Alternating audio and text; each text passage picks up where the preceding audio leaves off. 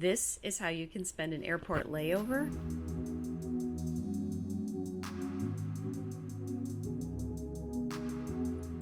I'm on the road again, this time for nearly a month. I flew with Singapore Airlines, where I was so incredibly lucky to get this entire road to myself from Vancouver, BC, all the way to Singapore. They had great entertainment selection and better than average food, as to be expected for this airline. What I was oddly looking forward to was how the next 22 hours would go, because I would essentially be living at the airport.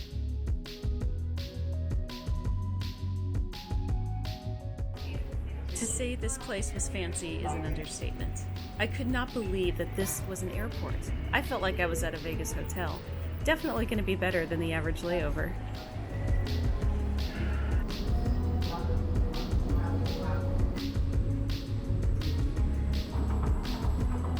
I had booked a room in advance in the airside hotel that they have here, and I was blown away at the quality and its size.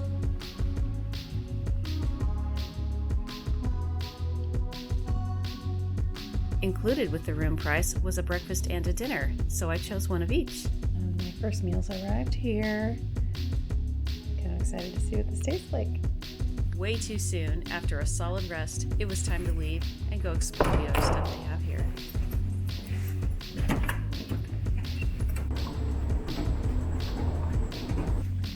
There's quite a bit of stuff to see at this airport, and I think the first stop is going to be the cactus garden. Let's go see what that's like.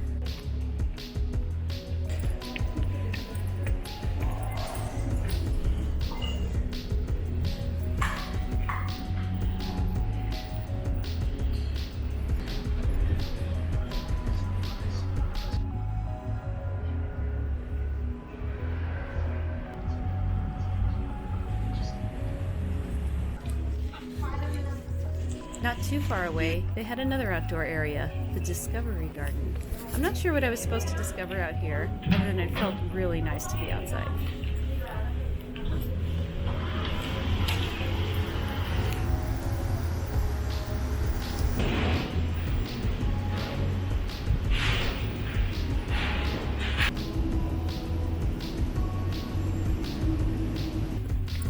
Next stop is the Water Lily Garden. If I haven't mentioned this before, I've definitely slept on the floor at airports before, and this time I just needed to get an actual proper hotel, and it makes all the difference for how you feel. I feel so much more energized and relaxed and able to handle this long layover than I otherwise would have. It's a really good option.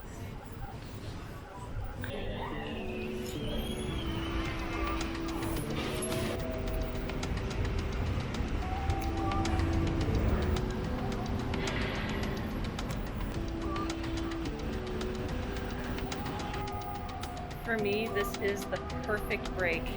This is like the best stress relief right here, being able to be out in these beautiful gardens. It might be small, but it is pretty well maintained, and it smells great out here. I don't smell any sort of like airline fumes or pollution. It just smells like wonderful flowers and fauna here. It's amazing. They even had a vivarium. I'm a little embarrassed to say how long I've been sitting here looking at this.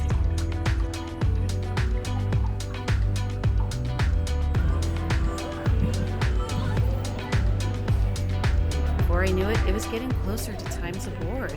I ate the other meal that came with my room, the Japanese bento, and that was pretty good. Started reading a new book to pass the time before heading to my gate.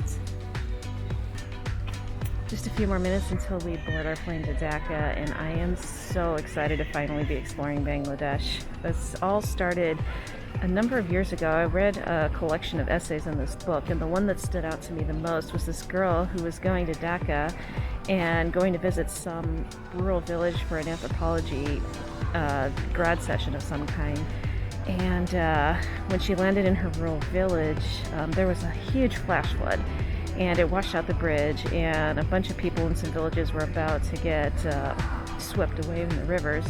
And she was struck by just how everybody seamlessly worked together, didn't care who was what class of whatever Bangladesh has for their class systems, and helped each other out. Clothes were given. food was given, towels were given, and that struck her as being one of the kindest things that she had ever seen happen in real life, and that it probably wouldn't happen in America quite to that degree. And so ever since then, I've had this budging curiosity to actually go and experience Bangladesh for myself, and now that's finally happening.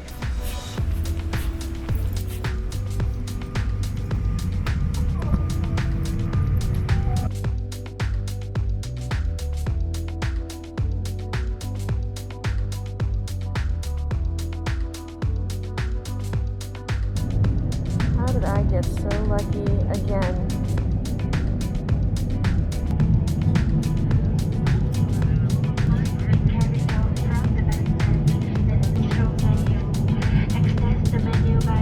This meal was a little lacking, so I'm appreciative of the bento that I got at that hotel. I did get a kick out of the little ice cream box though. Welcome to Dhaka, ladies and gentlemen. Please remain seated with your seatbelt fastened.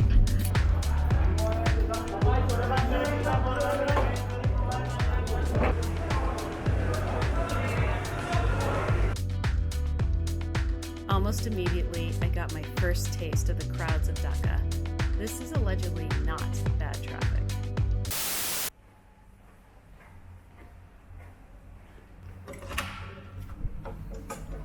Here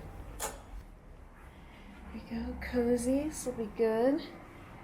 Nice clean bed. Take a quick look inside here, the bathroom. Hello! Oh, I look amazing for 2 days of travel, don't I?